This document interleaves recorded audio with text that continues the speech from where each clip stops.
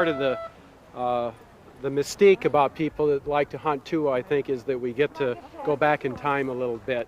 The sport of fox hunting goes back hundreds of years, but time hasn't done much to change its customs and traditions. The red coat is technically called a pink coat, and it's always the fun story because it's not called a pink coat because that's the best way to describe the color. It was a Mr. Pink who made this coat in England and designed it for hunting.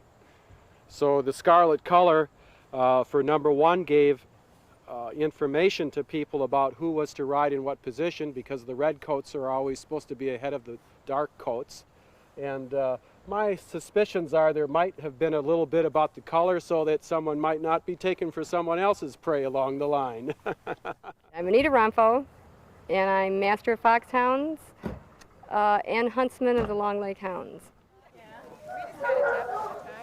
The tradition, it's the same as it always was. I mean, you go out with horses and hounds, and it's more, in America, it's more of a hound chase. I mean, a fox chase, because we don't have that many fox, and we don't want them killed.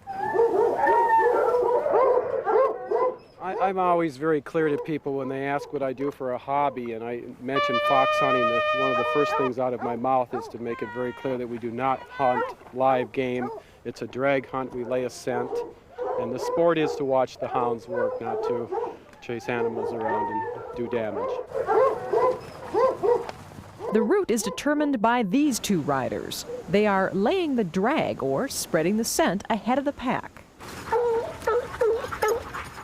This is the fox, an old sweat sock called a stinky, for obvious reasons. It is fairly disgusting, and I have a couple bottles of mixture of fox urine and glycerin, and probably every 400 or 500 yards I stop and put some more fox urine on it so it's nice and fresh. The hotter the day, the windier the day, the more often I stinky up, as we say in the trade.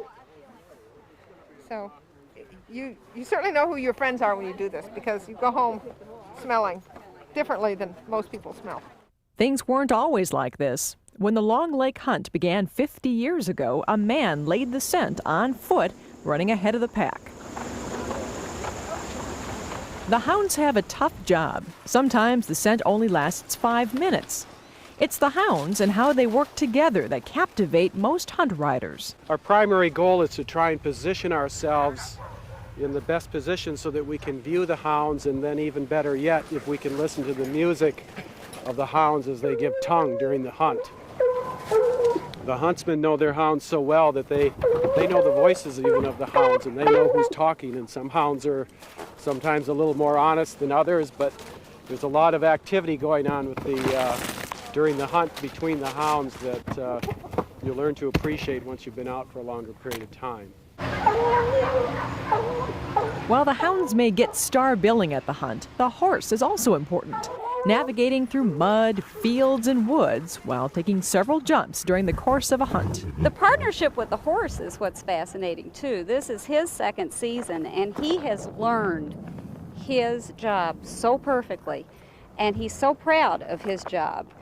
We were lost back in the woods today, and I would just drop the reins and say, go find him. His name's Kid. Go find him, Kid. And he hunts for him, and he knows. And he's very aware of the hounds. He's concerned when a hound is out. He'll almost point and say it's over there. So just that partnership of working with the animal and having so much fun together. The horses love it. Edison! Good girl, Vixen. A drag hunt, as this is called, may last up to 2 hours. Even though a fox isn't caught, the hounds get a treat called worry. At the end, we reward them with its chopped up beef that we get from a local farmer. Because they don't kill anything, they have to have some reward for following this invisible nothing.